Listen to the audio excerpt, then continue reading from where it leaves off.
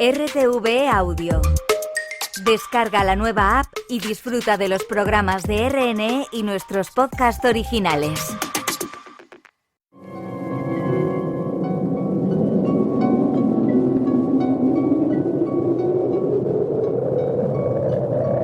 Solo cuando el túnel está en la más absoluta oscuridad es cuando puede volver otra vez la luz.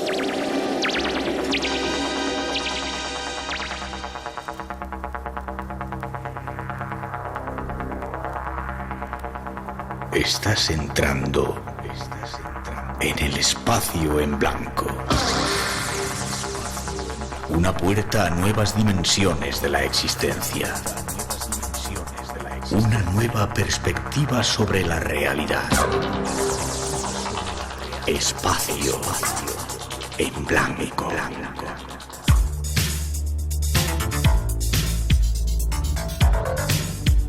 Una producción escrita y dirigida por Miguel Blanco.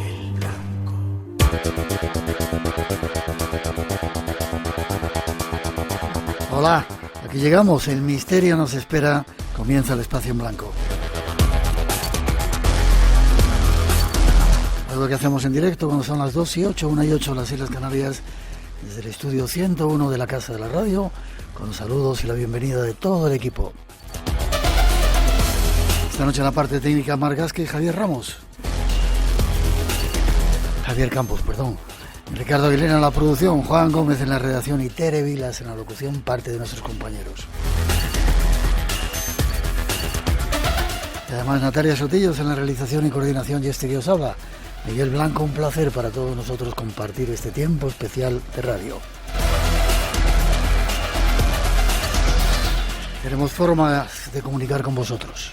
Escríbenos al correo espacioenblanco@rtve.es. Mándanos un WhatsApp al 633 50 50 11 y búscanos en las redes sociales como eBlanco Radio RNE. Atentos, esta noche hay concurso, 5 premios esperan vuestra participación a través de las redes sociales eBlanco Radio RNE y a través de ese teléfono que tenemos de WhatsApp 633 50 50 11 podéis participar. Temas especiales nos esperan esta noche, ahí va un avance.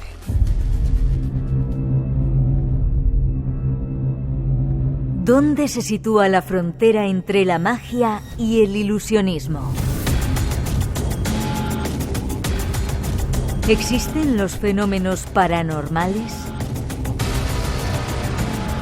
¿Se han utilizado los trucos de magia para ocultar esos extraños e inexplicables sucesos?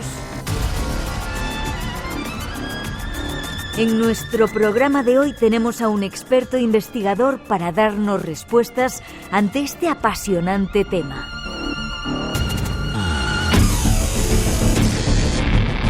Entrar en ese enigmático mundo será nuestro primer objetivo. Habrá más. Si ya estás lista y listo, entramos en un mundo fantástico, donde nunca sabemos dónde se sitúa la realidad.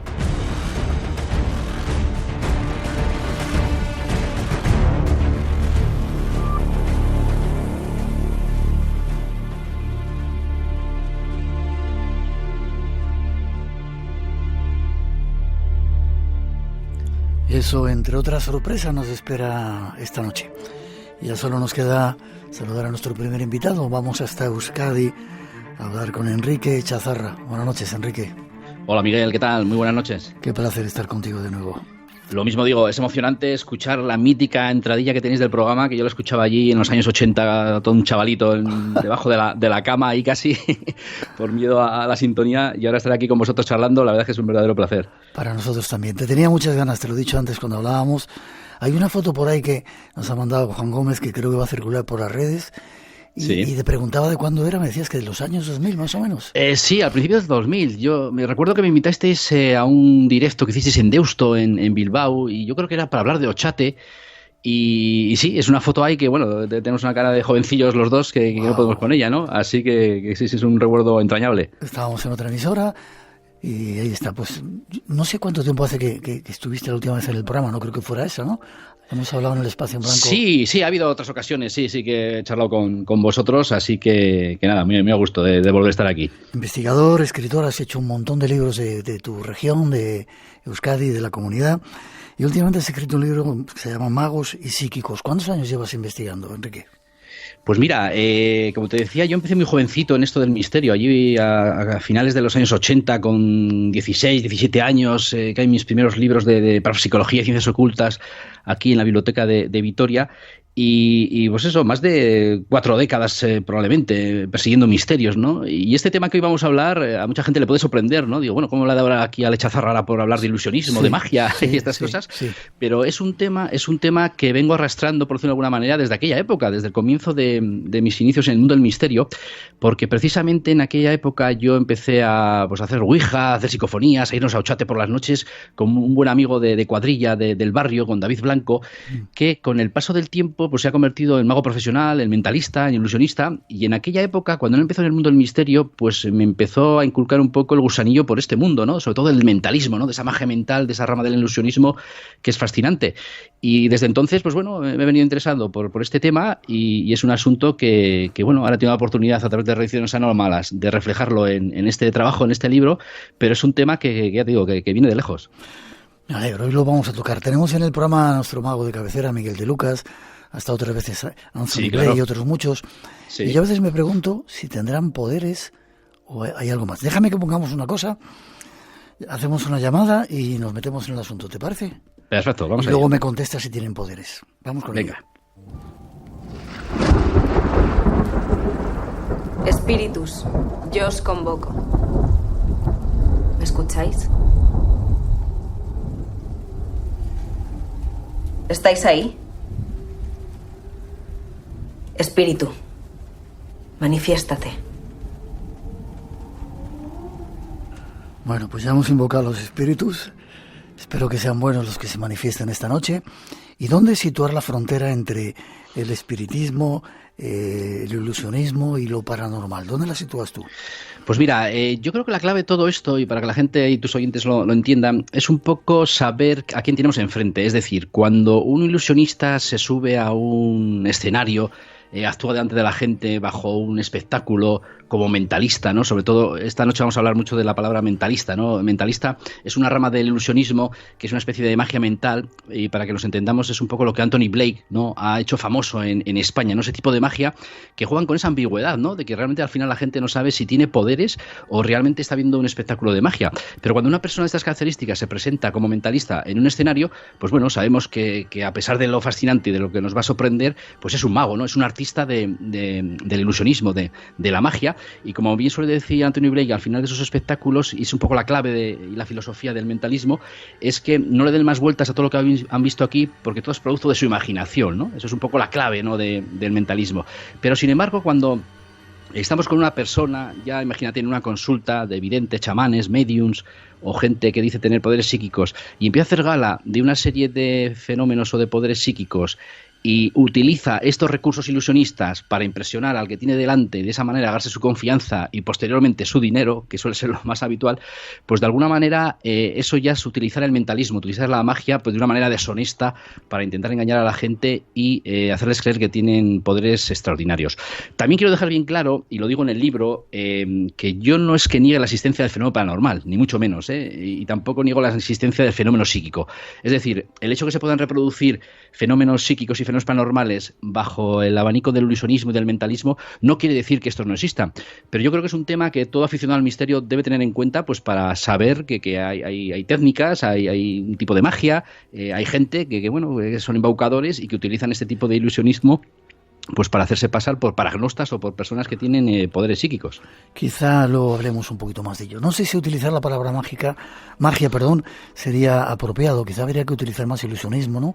Porque la magia quizás sea otra cosa cuando uno se ha metido ya en profundidad. Digo yo, no lo sé. Sí, no, claro, es un término que da pie a equivocaciones, vale. Y sobre todo en el mundillo que nosotros nos movemos. Por eso, incluso los propios magos, ¿no? Profesionales, pues prefieren que se les llame ilusionistas, ¿no? Más que magos. Mentalistas o ilusionistas, perfecto. Tú has vivido, creo, una experiencia en la que, no sé si, creo un capítulo de tu libro que hablas de la casa del poltergeist o algo así, en el que estos supuestos ilusionistas o mentalistas utilizaban los trucos para sacar la pasta. Luego hablaremos de algunos casos más, ¿no? Sí, eso es. En una investigación en un pueblo de La Rioja, muy cerquita aquí de Vitoria, pues me llamaron porque estaban viviendo una serie de fenómenos extraños en la vivienda y al final, es curioso porque el tema de los fenómenos extraños se quedó un poco en segundo plano porque, digamos, mi actitud un poco escéptica sana, ¿no? de dudar y cuestionar las cosas, pues no gustó demasiado a los propietarios de la vivienda y acabaron en manos de una vidente que curiosamente, luego me pude enterar pues que esta vidente sí que les había confirmado que había energías negativas, ¿no? en la vivienda y para ello les había hecho delante de ellos una especie de ritual donde en la oscuridad se veía una especie de sustancia fosforita que brillaba, ¿no? Como que emanaba de sus manos. Entonces esto me remitió a un caso que antes comentábamos fuera de antenas, si recordarás, Miguel, como es el caso del curandero de Campanillas, ¿no? De Andrés Ballesteros, que se le pilló haciendo fraude utilizando una sustancia fosforita que brillaba en la oscuridad y que aparentemente era la energía que emanaba en sus sanaciones y sus curaciones, ¿no? Pues en este caso también esta familia fue engañada con este recurso y claro, ante el desconocimiento y la buena fe de la gente, pues ver en directo este tipo de efectos casi sobrenaturales, pues es normal que se caiga, ¿no? Y muchas veces no es cuestión ni de cultura, ni de posición social, en fin, cualquier persona está un poco abierta, ¿no? A ser engañada por este tipo de estratagemas. Vale, esta noche el propósito del programa, aparte de conocer a los ilusionistas y mentalistas, es poner un poco de atención con ese tipo de gente que a veces se aprovecha de todo esto. Vamos, si te parece, con la primera introducción que hemos preparado. Segunda ya en este caso, ¿vale? Venga, de acuerdo. Vamos con ello.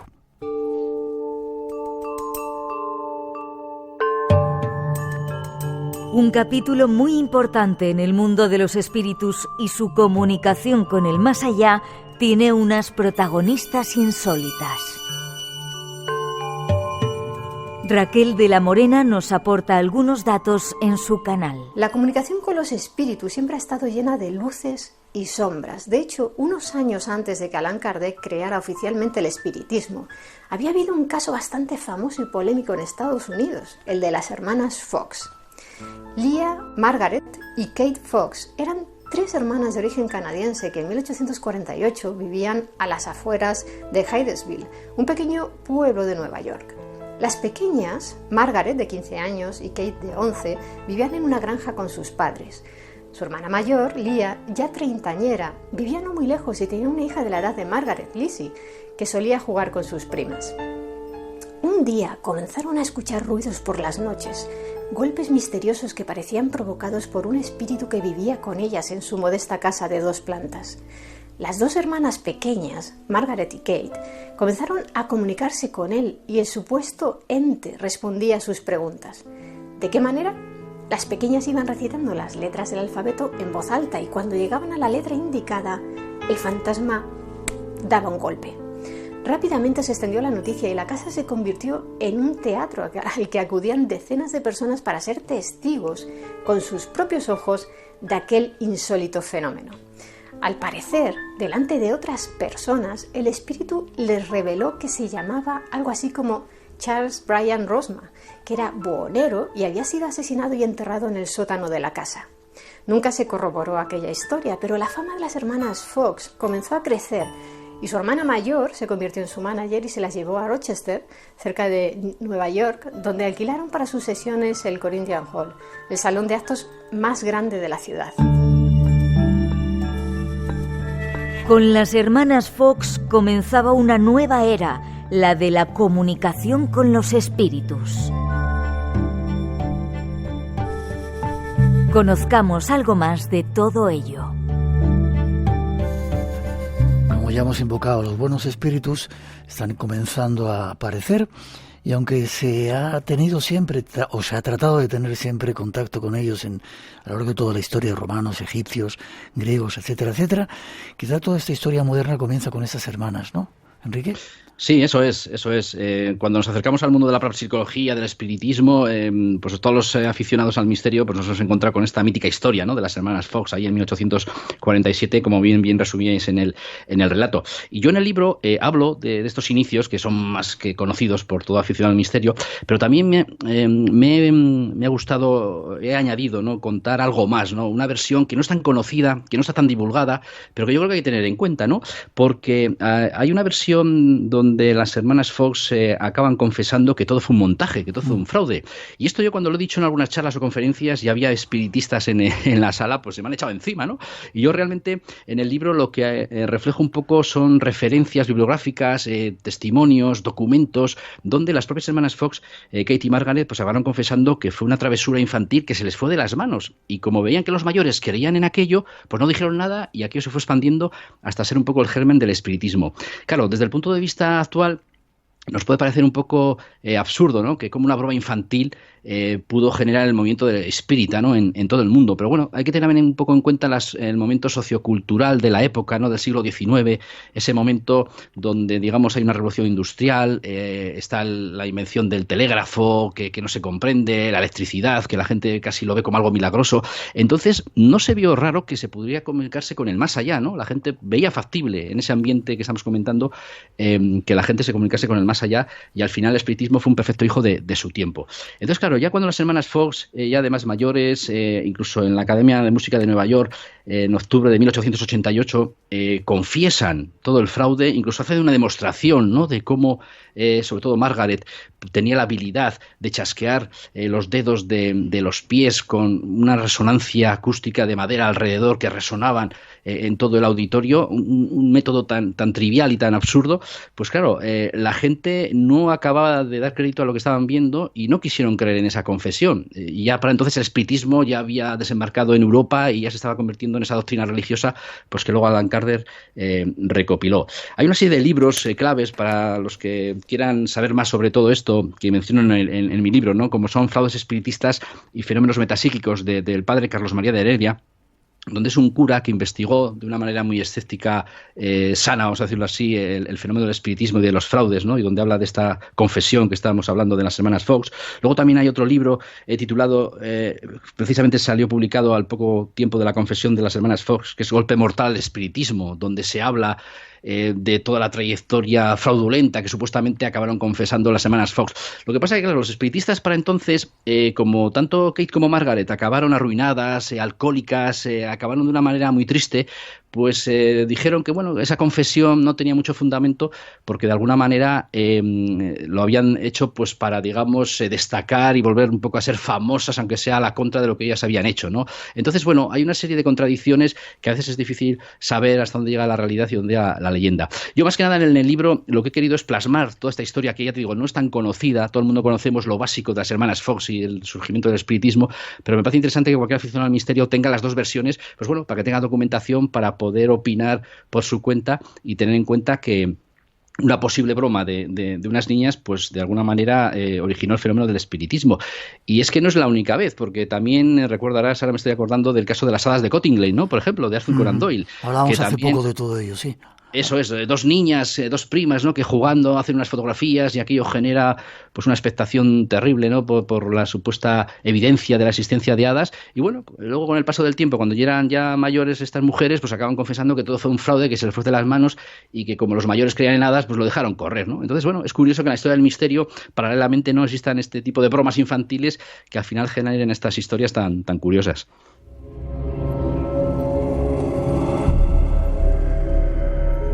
Estoy seguro que muchos espiritistas se van a enfadar contigo. Seguramente, lo doy por hecho. Pero bueno, lo curioso es que a raíz de ellas, toda una fiebre invade Norteamérica, América también, Sudamérica, llega a Europa, los raps y los espíritus se comunican con golpes, mesa ouija, etcétera, etcétera, etcétera, y llega seguramente Allan Kardec, que como tú dices era el portavoz de los espíritus, creando toda una corriente filosófica. Eso es. Además, Allan Kardec, cuando descubre el espiritismo, está convencido, ¿no? de su existencia y va más allá, ¿no? de los golpes, de los ruidos, de las sesiones espiritistas donde se manifiesta de una manera física el espíritu, ¿no? Sino que ya crea una filosofía y una doctrina de algunos mediums, ¿no? que les dan mensajes sobre qué es y qué hay después de la muerte, ¿no? Entonces, esto es una doctrina donde, bueno, se supone que el espíritu de una persona cuando fallece pues tiene que ir atravesando una serie de fases hasta llegar a una especie, vamos a decir, de realización en el más allá, ¿no? Entonces ya toma un cariz más filosófico y más religioso, y es lo que hoy en día ya ha llegado hasta nuestros días, y bueno, y de hecho sigue siendo una doctrina espiritista, ¿no? Es curioso que yo estuve visitando hace ya un tiempo en París, en el cementerio de Père Lachaise, estuve visitando la tumba de Allan Kardec, ¿no? Y hay una leyenda muy curiosa sobre la tumba de Allan Kardec, que hay un busto allí, ¿no? De bronce, donde está representado Allan Kardec, y se decía, o me contaban allí sobre el terreno, que todavía se notan las vibraciones espíritas de este personaje si uno toca lo que es el busto, ¿no? de la tumba. Y bueno, yo estuve allí manoseando el busto y no noté nada.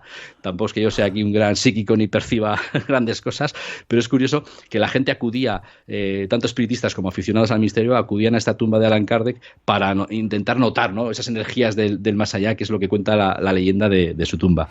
A lo mejor tienes que darte un viajecito por Brasil a ver algunos espiritistas y las cosas que están haciendo. Digo yo, ¿eh? Sí, sí, la verdad que sé que en Brasil esto es una religión fervorosa, ¿no? Hay mucho fervor en cuanto al espiritismo. Conozco algunos casos y algunas historias, y la verdad que, como a todo aficionado al misterio, pues bueno, siempre están esas excepciones que desmontan, ¿no? Esta crítica o esta lógica tan razonable a veces. Brevemente, ¿la ciencia se puso en contra de los mediums? No, al contrario, la ciencia se interesó desde un principio por el espiritismo y sobre todo por los fenómenos físicos, ¿no? Que había en las sesiones de espiritismo. De hecho, bueno, cuando nace el espiritismo, nace la parapsicología, la metafísica, la parapsicología, y hay científicos que se interesan por saber qué hay de cierto en todo esto, y científicos creyentes en el espiritismo, ¿no? Entonces, el nacimiento del espiritismo y la parapsicología se puede decir que van de la mano, y hubo muchos científicos que defendieron a los medios, ¿no? Diciendo que eran auténticos. Hombre, siempre se ha comentado, y también en el libro lo dejo claro, y bueno, y nuestro buen amigo en común, Manuel Carballal, pues, es un defensor de esto que voy a decir ahora, de que en todo equipo de investigación de fenómenos espiritistas o de fenómenos parapsicológicos, pues debería haber un mago, ¿no? Un ilusionista, ¿no? Porque a veces, por muy científico que uno sea, pues un ilusionista o alguien con recursos ilusionistas te puede engañar, ¿no? Y de hecho se ha engañado. Luego, si hablamos de Jess Randi, pues hablaremos un poco de sus métodos y cómo ha engañado a científicos, porque al final un científico no sabe de mentalismo, no sabe de ilusionismo, y se pueden estar utilizando recursos de esas características para reproducir falsos fenómenos psíquicos. Vale, eso no quiere decir que no existan, ¿no? Eso es, sí, eso lo dejo claro desde el principio, y en el libro lo dejo claro. O sea, yo en mi trayectoria, digamos, no vengo ahora aquí a desmontar el misterio, ni mucho menos, ni el fenómeno psíquico, sino a dar a conocer una parte que está ahí, que yo creo que es interesante que sea alguien desde el propio mundo del misterio que lo dé a conocer, porque casi siempre, pues eso, círculos escépticos muy extremistas de nuestro país, pues son los que, digamos, zanjan el tema de lleno, diciendo no, todos son trucos y todos son recursos ilusionistas y no existe el fenómeno psíquico. Y entonces lo dan ya por zanjado. Eso es. Ya te están saludando Ana desde Vitoria, Ana Teresa de Algeciras, Juan Manuel desde Málaga, Ángeles de Fuente Alvilla, Ana de Torremolinos, Mario en Argentina, gente desde Canadá, etcétera, etcétera. 2:29, 1:29 en las Islas Canarias, estamos en directo y tenemos más para contaros.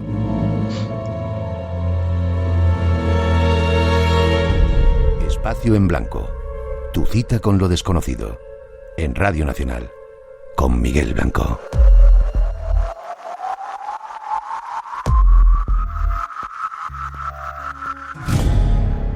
Uno de los magos más famosos de la historia es Harry Houdini.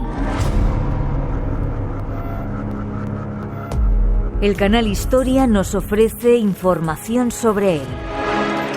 Su nombre se ha convertido en sinónimo de magia. Fue el hombre a quien no retenían las cadenas, el hombre capaz de escapar de todo.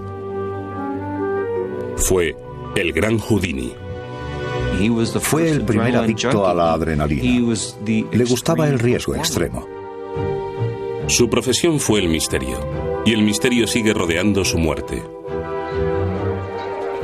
En la versión hollywoodiense de su historia, Houdini se ahoga atrapado en uno de sus números de escapismo.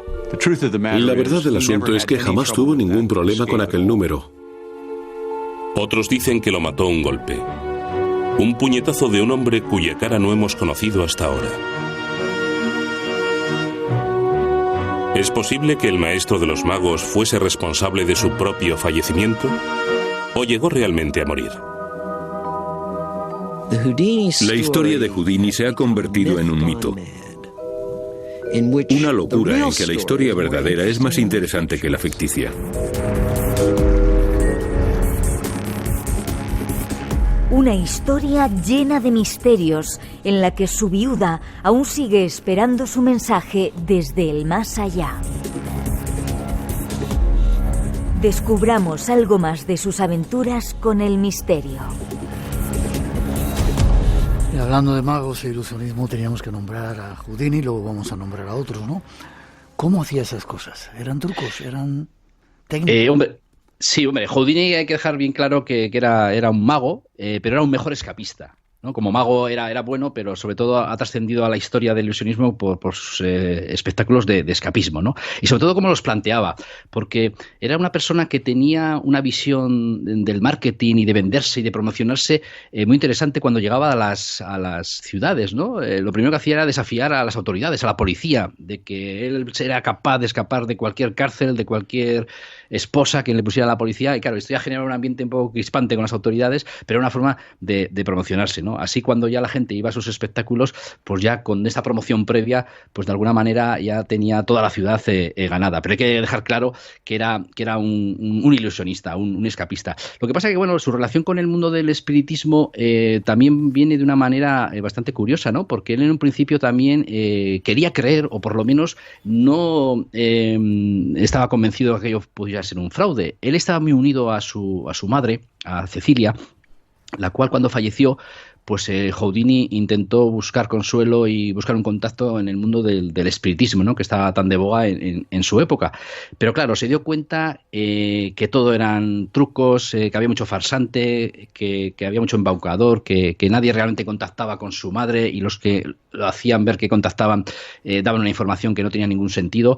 Entonces, bueno, es cuando de alguna manera ya Houdini se empezó a plantear el desenmascarar, ¿no? a estos mediums y hacer una auténtica cruzada contra el espiritismo, hasta el punto que, bueno, espiritistas y Houdini pues no se podían ni ver, ¿no? Houdini solía acudir a las sesiones de espiritistas de los mediums para ver qué hacían y cómo hacían sus sesiones, y se le llegó a vetar, ¿no? la entrada. Incluso tuvo que ir disfrazado, a veces mandaba a otros ayudantes para investigar y analizar a los mediums, porque él no podía acudir a estas sesiones. Y luego, bueno, la gran clave de Houdini es un poco pues su muerte, ¿no? Que también su muerte, pues eso, hay mucha leyenda en torno a ella, pero bueno, realmente se puede confirmar hoy en día que murió de esa peritonitis, ¿no? Que tenía galopante, acabarrando en los últimos años de su vida, porque bueno, para sus espectáculos de escapismo pues se exigía físicamente mucho, digamos, su complexión atlética le exigía un entrenamiento muy duro, incluso tenía una especie de demostración donde, cuando él se preparaba, cualquiera le podía pegar un puñetazo en el abdomen y él aguantaba como si fuese un superhombre, ¿no? Un superdotado.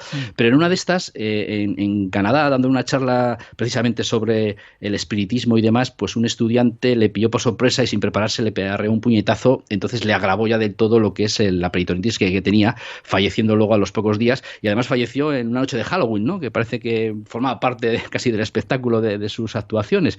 Entonces, claro, la muerte de Houdini trajo bastante que hablar, porque él siempre había dicho que, bueno, que había hecho un pacto con su mujer, ¿no? Con Bess. Te quería preguntar, sí. Eso es, había hecho un código, ¿no? Había planteado un código que solo sabían su mujer y él, y le dijo a su mujer que, bueno, el primero que falleciese, si realmente era posible el contacto del más allá, pues tendría que ir a una sesión espiritista y desvelar y dar ese código, ¿no? Que era un código que solo sabían ellos dos. Entonces, durante muchos años estuvieron su mujer, y precisamente en la fecha de su aniversario, ¿no? En la noche de Halloween, pues estuvieron haciendo sesiones espiritistas para intentar contactar con Houdini, y en el año 1936 fue ya la última sesión que Bess hizo en un hotel. Además fue una sesión casi retransmitida para toda la gente, ¿no? Para que la gente viese ese posible contacto. Esta sesión se celebró en una azotea de un hotel en Hollywood, y como ya Houdini no se manifestó, pues ya dijo su mujer que hasta ahí había llegado, que en principio daba por hecho de que no era posible la comunicación porque su marido nunca se había manifestado, ¿no? Y recurrió a esa frase tan famosa de Houdini que decía que todos podemos hablar con los muertos, pero los muertos no contestan. Sí es cierto que este famoso código se pudo, digamos, filtrar por alguna entrevista que en los últimos años de su vida de la mujer pudo decir algún periodista, y luego algún espabilado espiritista lo utilizó como que había contactado con él y hubo ciertas dudas, pero realmente nadie supo el código de las palabras, ¿no?, que habían acordado el matrimonio para, digamos, hacer esa certeza, ¿no?, de esa comunicación. Hoy en día todavía, incluso ya desde un punto de vista igual más romántico, ¿no?, más digamos nostálgico, pues se siguen haciendo sesiones espiritistas, sobre todo en Estados Unidos, la noche de Halloween, para intentar contactar, ¿no?, con el espíritu de Harry Houdini. Pero ya te digo, que se sepa, no ha trascendido ese contacto, pero ya es por seguir esa tradición nostálgica y romántica, ¿no?, del espiritismo relacionada con Houdini.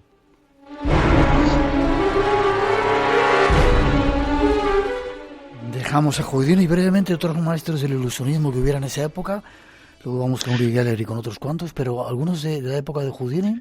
Pues mira, por ejemplo, tenemos magos que empezaron en el mundillo del espiritista. Te sonarán los hermanos Davenport, que eran los que tenían una cabina, ¿no?, que se metían dentro de una cabina amarrados y de repente en la oscuridad del escenario pues empezaban a oír instrumentos que tocaban solos, manos blanquecinas que aparecían por el escenario, abrían el armario donde habían sido encerrados de esa cabina y seguían, digamos, atados, ¿no? Entonces, claro, la gente no sabía si aquello era espiritismo, si era magia o qué era, ¿no? Pero los ayudantes de estos dos hermanos, de los hermanos Davenport, resulta que acabaron siendo grandes ilusionistas, y uno de ellos fue Harry Keller. Harry Keller es un ilusionista que también se interesó por el espiritismo. No hizo una cruzada tan acérrima como la que hizo Houdini, pero este hombre tenía números increíbles, ¿no?, de hacer decapitaciones sobre el escenario, de gente que levitaba, de reconstrucción de esas cabezas en los cuerpos, en fin, hacía cosas extraordinarias, pero ya como magia, es decir, él se presentaba como mago y actuaba como mago, y además en una época cuando ya la magia se empezaba a ser considerada como un arte, ¿no? Hasta el siglo XIX, pues la magia era, digamos, cosa de artistas callejeros, no se le daba el rigor que necesitaba, y hasta que no llegó Robert Houdin, no confundir con Houdini, sino Robert Houdin, pues resulta que este hombre ya de alguna manera sentó un poco la cátedra sobre la magia como un arte en el escenario, ya vestido con un frac elegantemente y haciendo ver que aquello era un arte escénico, ¿no?, y dándole la categoría que la magia, pues eso, requería. Uh-huh. Te saludamos desde Nueva York, Andrés, desde Ecuador, varios oyentes en Cumbayá, en Quito, Sandra Ortiz, y otro grupo de gente que está escuchándonos en Ecuador, viviendo esa situación que esperemos que se resuelva pronto. 2:38, 1:38 en las Islas Canarias. Vamos a seguir en este apasionante mundo. Radio Nacional de España, la que quieres. Con Heidi empezó el problema. Un podcast no es un programa de radio. Heidi in the sky. Un podcast suena en tu cabeza a través de tus auriculares. De las cuales un podcast cuenta una historia. Sentir más y más la magia. Haz un podcast. Poner el listón para que la próxima generación lo supere. En esta edición, si eres universitario, lo que queda fui. También puedes participar. Un retrospecto del humor absurdo. Teclea bases del cuarto concurso de podcast escolar y consúltalas. Gracias. RTVE Audio. Obrigado. Haz un podcast. Y recuerda, 24 horas fin de semana. El informativo de noche del fin de semana. RTVE, la que quieres.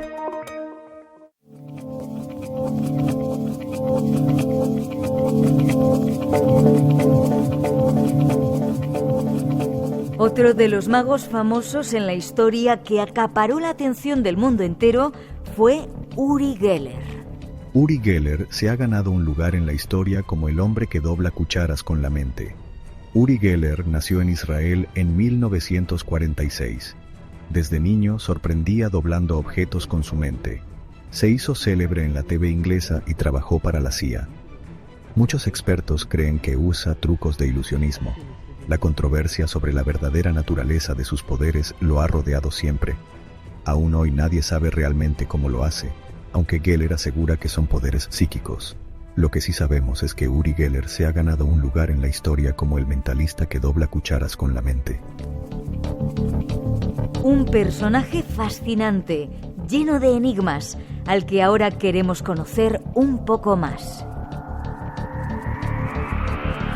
Yo no sé, Enrique, te pregunto antes, ¿estás a gusto? Me gusta preguntar. Sí, totalmente, muy a gusto, Miguel, de verdad. No sé si viste el programa con José María Íñigo cuando estuvo Uri Geller, que dejó, no sé si media España entera, absolutamente loca con eso de las cucharas y los relojes. Yo recuerdo que al día siguiente todo el mundo estaba con los relojes y dice, mira, me funciona. ¿Lo viste? Mira, pues yo no lo vi porque, claro, yo tenía 5 añitos, pero tengo la sensación de haberlo visto. Y mucha gente que no lo vio tiene esa sensación por la gran repercusión que tuvo aquella emisión, ¿no? Y eso también es el poder de tener una cadena con millones de personas y la magia un poco de lo que transmitió este hombre, ¿no? De mucha gente que no llegó a vivirlo, pero cree que lo ha vivido, ¿no? Entonces, vosotros ahora en esta introducción que habéis hecho, habéis dado un poco la clave, ¿no? En un momento lo habéis tratado como mentalista, en otros como mago, y esa es siempre la duda que hay en torno a Uri Geller. Y yo he tenido la ocasión de verle de cerca, hace ya unos cuantos años me invitaron a un congreso en Valencia y había uno de los, digamos, grandes actuaciones que iba a haber era la de Uri Geller, y la verdad es que, bueno, yo lo que vi allí delante de él y en directo fue un espectáculo de magia bastante malo, la verdad. No tenía buen día porque dobló una serie de cucharas de una manera poco elegante, luego hizo una serie de experimentos de telepatía que también se pueden reproducir con técnicas mentalistas, en fin, no estuvo muy sembrado. Sí es cierto que hay algún tipo de efectos que hace Uri Geller que incluso los magos o ilusionistas no acaban de pillarle. Entonces, claro, no sé si es porque son técnicas muy buenas y no le pillan los ilusionistas o porque realmente tiene algo de trasfondo, ¿no? Hay una portada de un libro, tú bien conocerás, en el año 75, cuando se emitió en directísimo con José María Íñigo, al poco tiempo se publicó un libro que se titulaba Uri Geller al descubierto, de Ramos Pereira, que era el de la Sociedad Española de Parapsicología, y su portada era toda una declaración de intenciones. Salía Uri Geller vestido con el típico frac de mago y en una chistera salían cucharas y salían relojes y demás, ¿no? Entonces, bueno, para este investigador y parapsicólogo tenía claro, ¿no? que Uri Geller era un mago, y de hecho cuenta una serie de anécdotas que él propuso para el programa de Íñigo para hacer experimentos bajo un control más científico que televisivo y que no la superó. Entonces, de alguna manera se inclinaba porque era un mago. Lo curioso es que yo creo que Uri Geller, la clave de este personaje es que siempre ha estado ahí, digamos, jugando un poco con el sensacionalismo, ¿no? de sus poderes. Actualmente es muy activo en redes sociales y siempre que hay algún acontecimiento internacional, mundial, pues es bastante oportunista, ¿no? Para que te hagas una idea, por ejemplo, con la guerra de Ucrania, pues él estuvo diciendo que, bueno, que estaba mandando ondas telepáticas a Putin para que de alguna manera el conflicto se solucionase. Cuando en el año 2017, si no recuerdo mal, hubo un barco varado en el canal de Suez que entorpeció todo el tráfico marítimo del mundo, pues él dice que gracias a su intervención mental, pues aquel barco se pudo, digamos, mover y así pudo reabrirse otra vez el tráfico, ¿no? O sea, siempre está en redes con este tipo de acontecimientos como haciendo ver que, bueno, que él es un poco el causante por sus capacidades, ¿no? A día de hoy, lo único curioso, y tal como decía, creo que fue Carl Sagan en su momento, que lo auténtico grandioso de Uri Geller era saber cómo un mago, un ilusionista, se había convertido en todo un fenómeno social, ¿no? A nivel mundial, que todavía hoy seguimos hablando de él y sigue generando esas dudas, ¿no? De que si realmente tiene poderes o está utilizando recursos ilusionistas. Yo también personalmente opino que me parece muy banal que si este hombre realmente tiene poderes ilusionistas, o sea, tiene poderes psíquicos genuinos, pues únicamente los utilice pues para doblar cucharas, ¿no? O sea, digamos que es un efecto muy trivial que encima se puede reproducir con ilusionismo y tampoco nos aclara demasiado. Vale, pero déjame que te pregunte, ¿cómo, según dicen, ha sido, bueno, trabajaba con la CIA, decían, y ha sido contratado para buscar petróleo, uranio, etcétera? Y segunda pregunta, y me voy atrás en el tiempo, ¿cómo después de la actuación que hizo con José María Íñigo en televisión en España y ha ocurrido en otros países, miles de personas en nuestro país, yo he podido hablar con muchos de ellos, el reloj les funcionaba, ese reloj que tenían perdido? ¿Qué pasó ahí? Mira, lo del reloj, yo voy a dar una posible explicación, que es también los ilusionistas lo que dicen y un poco lo que dice la lógica, pero bueno, es una explicación que tiene su aquel. Resulta que, claro, cuando Uri Geller pidió a todos los espectadores de España que cogiesen un reloj, claro, casi todo el mundo cogió el típico reloj que tenían abandonado en un cajón medio roto, que no funcionaba y que lo tienen ahí parado. Entonces, claro, de los millones de personas que cogieron ese reloj, pues seguramente muchos funcionarían por el simple movimiento de cogerlo y que el mecanismo sencillo, estamos hablando de relojes de aquella época que no eran relojes modernos e inteligentes como los de hoy en día, pues por el simple movimiento y contacto y al cogerlo, pues seguramente funcionarían. Entonces, bueno, también se le atribuye un poco a la casualidad. Esa es un poco la explicación que dan los magos actualmente. Déjame que te diga una cosita. Si te escuchan decir esto, algunas de las personas que le funcionó el reloj te daban un palo seguro. Bueno, pues habrá de todo. Ahí te lo dejo, ¿eh? No, he hablado con gente, he conocido a gente, ¿no? que vivió esa experiencia y dice, no, sí, yo tenía un reloj en un cajón, lo cogí y de repente, anda, pues está funcionando, y lo dejaron. Y luego volvieron al día siguiente y dice, pues ya no funciona. Claro, había que preguntar a esas personas si al día siguiente o a las pocas horas el reloj seguía funcionando o no seguía funcionando, ¿no? Entonces, bueno, ahí siempre está esa polémica. Y lo de que decían que había sido contratado por compañías para buscar uranio y petróleo y que había sido exitoso. Sí, mira, eso es un aspecto bastante curioso porque, claro, ten en cuenta que en los años 70, plena Guerra Fría, estamos hablando de que aparece un personaje que parece tener poderes psíquicos y, bueno, cierto es que la CIA, por ejemplo, se interesó por él.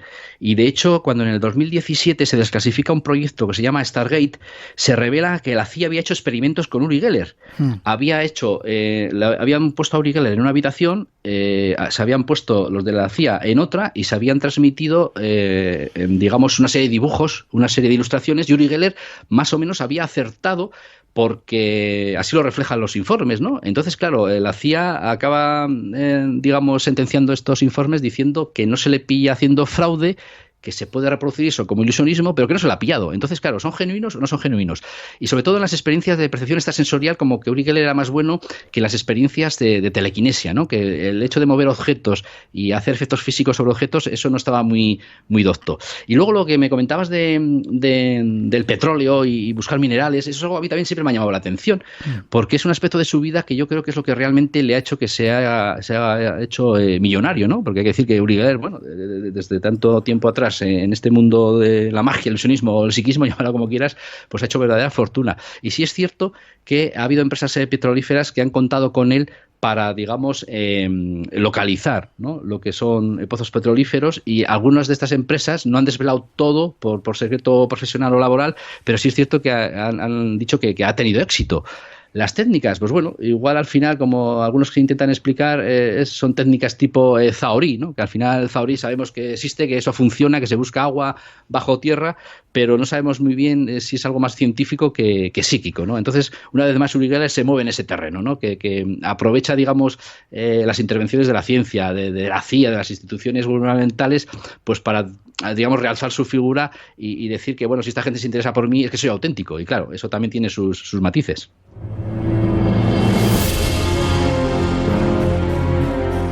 Siguen más saludos, por ejemplo, desde Edmonton, en Alberta, en Canadá, dice con 35, supongo ser bajo cero, tomándose un café y escuchando El Espacio en Blanco.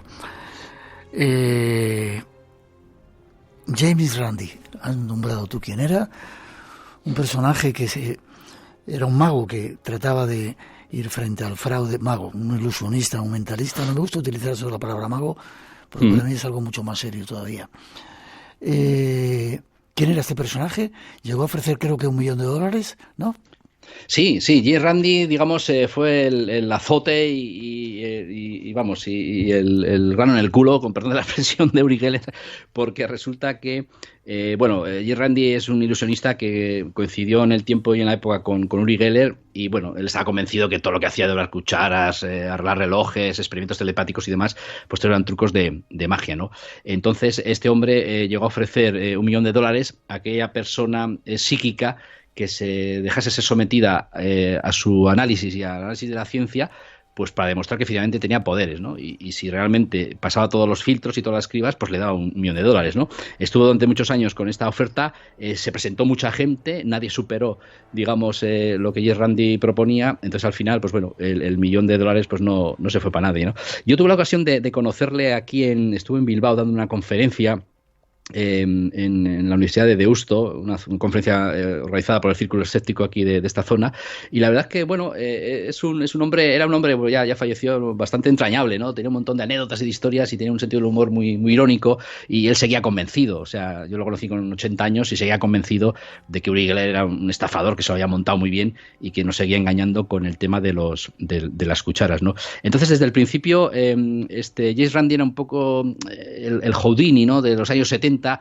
Lo que pasa es que Jay Randi también se le ha acusado de que era demasiado acérrimo, ¿no? Era demasiado fanático, ¿no? En demostrar que todos los fenómenos paranormales eran un fraude, y de alguna manera las maneras que él tenía de demostrarlo, pues a veces incluso no eran muy éticas, ¿no? Hay una anécdota, hay una historia muy curiosa, ¿no? Él encabezó lo que llamó él el proyecto Alfa en los años 80, donde Jay Randi coló, vamos a decirlo así de esta manera, en una investigación de fenómenos parapsicológicos que había organizado un laboratorio de investigación parapsicológica, pues había recibido una donación de $500,000 para que ese laboratorio investigara, ¿no? En Estados Unidos lo que es los fenómenos psíquicos, ¿no? Entonces, bueno, se presentaron paragnostas y sensitivos que fueron sometidos a exámenes y casi nadie pasó digamos, el filtro, pero hubo dos psíquicos que sí, dos psíquicos que entre un montón de candidatos parece que llegaron a la conclusión de que eran psíquicos genuinos, ¿no?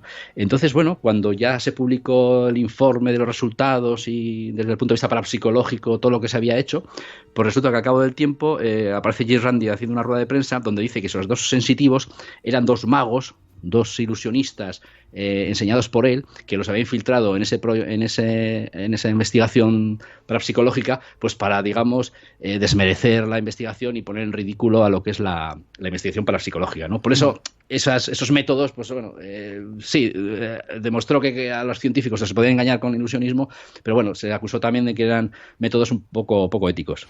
Muy escéptico te veo últimamente, ¿no? Sí, bueno, pero como me gusta a mí, un escepticismo sano, hay que dudar y cuestionar, no ser radical, eso está claro. Vale, sin embargo, los psíquicos han sido utilizados en la Alemania nazi, los han utilizado los americanos, los han utilizado los rusos. El doctor Gaona decía recientemente también que había estado con pruebas y que había comprobado, dentro de poco estará con nosotros en el programa en una salida que vamos a hacer, que existen. ¿Por qué los han utilizado? ¿O no eran tampoco tan fiables como decían? Pues hombre, sí, sea lo del doctor Gaona lo conozco, sí, además salió hace poco en televisión en Cuarto Milenio contándolo, y la verdad es que... Sí. Eso es, y la verdad es que sí, que contaba cosas muy curiosas, sobre todo viniendo de él, ¿no? De una persona de ciencia que está en primera mano ahí investigando la visión remota y cosas por el estilo. Y bueno, yo creo que al final lo que comentabas, ¿no? De la Alemania nazi y de otros países en otras épocas, en cuanto ha aparecido una persona que ha destacado por sus supuestos poderes psíquicos, pues bueno, los gobiernos se han interesado por él. Es lógico, ¿no? Si alguien dice tener esas habilidades desde el punto de vista militar, estratégico, de espionaje, pues podían ser aplicadas para beneficio del país, ¿no? Por ejemplo, lo que comentabas de la Alemania nazi, el Tercer Reich se interesó por un personaje que se llamaba Erich Jan Hanussen, ¿no? Conocido como el vidente de Hitler, que este hombre, bueno, era un astrólogo, hipnotizador, ocultista, que, digamos, nació de la nada en una familia muy pobre y se convirtió en un gran referente psíquico, pues con clientes de alto nivel social, ¿no?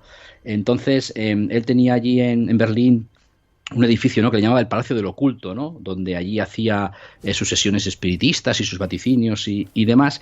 E incluso llegó a vaticinar el incendio de un gran edificio, ¿no? Y curiosamente al día siguiente pues se quemó el Parlamento alemán, ¿no? El Reichstag acabó en llamas, lo que le puso en el punto de mira de manera un poco negativa, porque claro, no sabían si había sido un vaticinio o él tenía algo que ver con aquello, o de alguna manera tenía contactos que no eran los adecuados. Lo curioso de este personaje, que incluso llegó a asesorar a Hitler, ¿no? A la hora de dar sus discursos y sus charlas, es que apareció a las afueras de Berlín asesinado, ¿no? Entonces, los historiadores, sobre todo de la magia y el ilusionismo, que han analizado su figura, pues están convencidos de que era un gran mentalista, ¿no? Que tenía mucho carisma y que al final con la sugestión, la comunicación verbal, la psicología, pues sabía, digamos, engatusar a la gente y de esa manera hacer creer que tenía esos poderes, ¿no? Que tampoco le quita mérito, pero que no tenga poderes psíquicos, este tipo de personajes con ese gran carisma que solían tener, pues la verdad es que tenía mérito de hacer lo que hacían. Sin embargo, sí ha habido a lo largo de la historia paragnostas célebres, ¿no? Sí, hay paragnostas que como siempre en estos casos, pues como no se les pilla haciendo fraude, pues siempre se queda en el aire esa duda, ¿no? Si realmente tienen o no tienen poderes psíquicos, ¿no? Ahora, por ejemplo, bueno, me acuerdo de Nina Kulagina, ¿no? Es la mítica psíquica soviética, además que en plena Guerra Fría surge ahí en la URSS, ¿no? Y de una manera muy pues eso, por casualidad, pues descubre que tiene una serie de capacidades psíquicas y sobre todo se ha hecho famosa por esos vídeos que podemos ver, ¿no? de investigaciones en el laboratorio donde movía objetos con la mente, ¿no? Y aparecen ahí pequeños objetos levitando delante de ella, ¿no? A ver, este tipo de efectos, claro que se pueden hacer con técnicas de ilusionismo, ¿no? Lo que pasa es que esta mujer, en aquellas condiciones, se supone soviéticas y científicas, pues en ningún momento le pillaron haciendo fraude. Además, esta mujer viene de un ambiente militar, porque ella era operadora de radio de tanques, ¿no? Estuvo en la mítica batalla de Stalingrado, y ahí fue herida y tuvo que ser ingresada, y luego incluso en el hospital pues demostró que tenía una serie de capacidades como la dermoóptica, ¿no? Que cogía, sin mirar por el tacto, pues cogía los objetos que ella quería por colores y demás. Entonces, lo curioso de esta historia es que hubo una revista soviética que después de su trayectoria como psíquica, pues le acusaba de ser una farsante, de que todo era mentira, y resulta que Kulayina les denunció y curiosamente ganó el juicio. Y será de los pocos casos donde un tribunal le da la razón a la supuesta psíquica y obligó a la revista a retractarse, ¿no? Para, digamos, limpiar el honor de Kulayina, ¿no? Y es un caso muy curioso en los tribunales, ¿no? Tratando este tema de los psíquicos. Ángeles García dice: yo hice la prueba del reloj y la cuchara y ni partí la cuchara ni funcionó el reloj, pero me resultó divertido, dice. Claro que sí. Sin embargo, también en España, me estoy acordando del caso de Mónica, creo que se llamaba esa niña. Claro, Mónica Nieto, sí, hablo en el libro de ella. En Extremadura. Sí. Mira, el caso de Mónica Nieto es un caso Nos que quedan 2 minutitos, que te dé tiempo para contarlo, ¿vale? Antes de las noticias y continuamos después. Mira, el caso de Mónica Nieto es un caso que me desconcierta porque yo llegué a conocer un poco la investigación que se hizo de esta chica que en los años 90, con 15 años, pues a raíz de la afición de su madre por el tema de Uri Geller y de las cucharas, se lo traslada a los hijos y curiosamente Mónica Nieto consigue, ¿no? Doblar un cubierto. Luego, desde un punto de vista científico, en el hospital de Cáceres se le hacen una serie de pruebas y ven que realmente pues que no hay fraude, que realmente hay una serie de efectos físicos sobre objetos que Mónica Nieto los hace como genuinos. Lo que pasa es que es curioso porque yo creo que aquí la parapsicología española perdió una oportunidad de hacer una investigación en condiciones, porque al final el impacto mediático que tuvo también esta mujer, que la llamaban la Uri Geller española, pues resulta que la propia niña, que era muy madura para su edad, ¿no? Con 15 años, se dio cuenta como que le estaban un poco mangoneando, llevándole a las televisiones, y ella decía, bueno, pero si mi poder solo vale para doblar cucharas, esto no tiene sentido, esto no puede valer para curar o para hacer algo más, ¿no? Y de alguna manera se fue alejando poco a poco del mundo del misterio y actualmente, pues bueno, reside en Cáceres, pero totalmente alejada, ¿no? A este mundillo de la parapsicología y del misterio. 30 segundos más o menos. Hay niños que son capaces de ver con las manos, dermóptica se llama.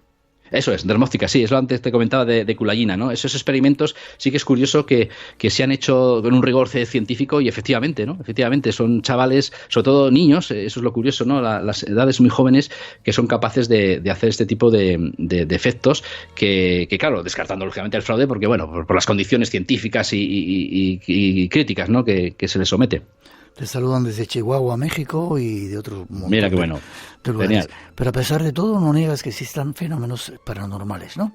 Sí, Miguel, eso quiero dejarlo claro. Sí, no, lo dejo claro. Lo que pasa que, bueno, yo creo que al final el digamos, espíritu crítico de este libro y de esto que estamos comentando, yo creo que al final lo ideal es que venga de alguien que está dentro del misterio, ¿no? Que no sea como siempre, que es gente ajena al mundo del misterio y de lo misterioso, pues que está machacando, ¿no? al mundo del misterio en este aspecto, pero bueno, yo creo que hoy es un aspecto que está ahí y hay que comentarlo, ¿no? Lógicamente. Vale. Tenemos que hacer una pausa, llegan nuestras compañeras para darnos las noticias de las 3, las 2 en las Islas Canarias. Pero en la actualidad regresamos, hay un concurso en marcha, 633-50-50-11 por si queréis participar, y Blanco Radio RNE en nuestras redes sociales. No os perdéis la segunda parte, llegan un fenómeno que a mí me hubiera gustado ver, el de la cuerda india, y más casos que nos va a contar nuestro invitado. Enseguida regresamos, no os vayáis.